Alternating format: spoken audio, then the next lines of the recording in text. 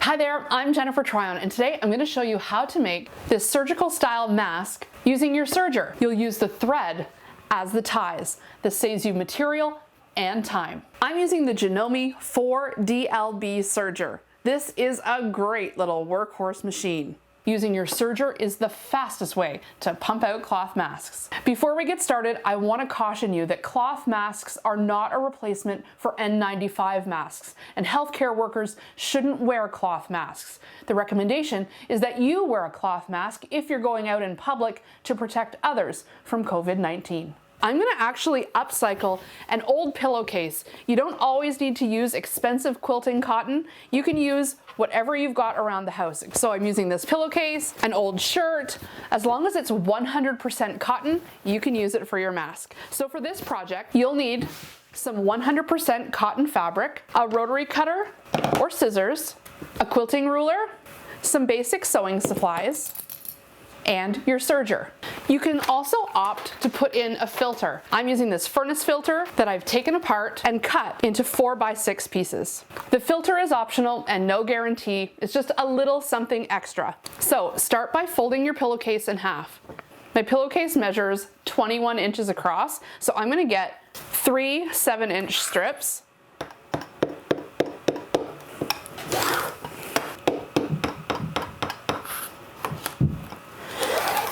And then from the 7-inch long by width of pillowcase strips, I'm going to cut every 9 inches. If you line everything up carefully on your mat, you can cut it all at once. So square off your ends. That just means start with a fresh edge.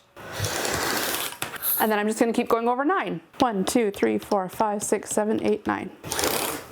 So you can see how many masks just one pillowcase will make. You'll have enough for your whole family.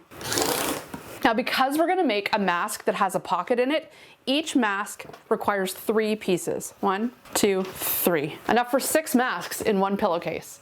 It's pretty good. So I'm willing to bet if you're making one mask, you're probably making many masks. So I'm going to show you how to assemble one with your serger. But if you're doing many at a time, I would assembly line these, doing all steps on all masks at the same time. It'll go much faster. I'm going to take 2 pieces and I'm going to form the pocket.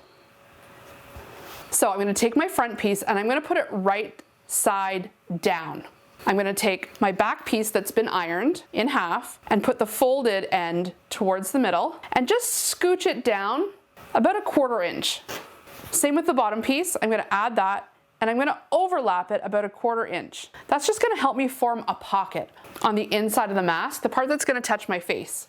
And then I'm going to pin it. The next thing I'm going to do is fold it in half again and iron. Unfold it. And now I want you to take the bottom and fold it up towards the center and press. We're making the pleats for the front of the mask right now. And then take the top and fold it in towards the middle, just like you did the bottom. Now open it back up and put it right sides up. See how you can see those fold lines now? I want you to use those as your pleats. That's where you're going to pinch and pull that right down just before the next fold line and pin. Same with on the other side so that it's nice and even. Then I'm going to pinch that second line. Now I can take out the pin that I had there and I'm just going to pin it all in place so I don't have too many pins. Take that pin out and repin it. And that last pleat, just pinch it and bring it down. See how it's starting to look like a real mask? So make sure everything is nice and even. And I'm going to give it another press. Both sides.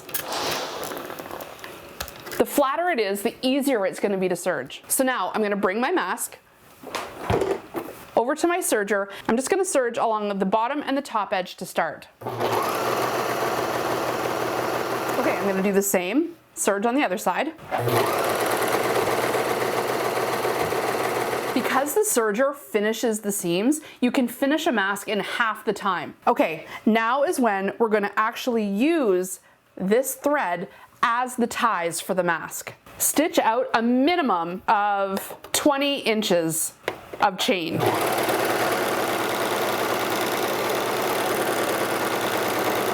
Don't cut it. Now, bring your mask to the serger and continue sewing. You're cutting through all those layers, remember?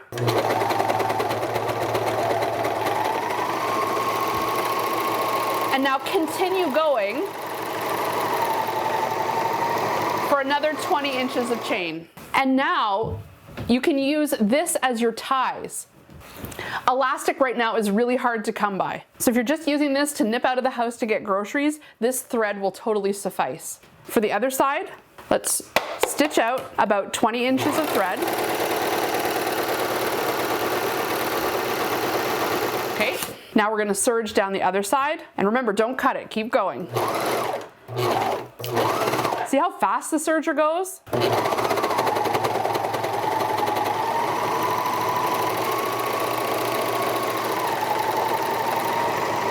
There, no bias tape, no elastic necessary, no extra steps. Flip it over. Remember your pocket is here, so you can insert your filter, and then you can just remove it when you're gonna wash it. Now I'd suggest tucking in these strings inside the pocket when you're gonna wash your mask, just so they don't get all tangled up. Now you can tie off the ends just in a knot so that things don't unravel. To make a big knot like that, just twist it around your finger and roll the thread between your thumb and your finger and pull down. So you wanna make sure the pleats of your mask are facing down because that's the way your breath is gonna go. Open up your mask and tie it around back. Super lightweight and really comfortable. And there you have it. No elastic and no bias tape needed. In fact, the serger is the fastest way to make a cloth mask. But remember, these masks are not a replacement for N95 masks. The recommendation is that you wear a cloth mask if you go out in public to protect others from COVID-19. I hope this tutorial helps you. Stay safe. Thanks for watching. I'm Jennifer Tryon.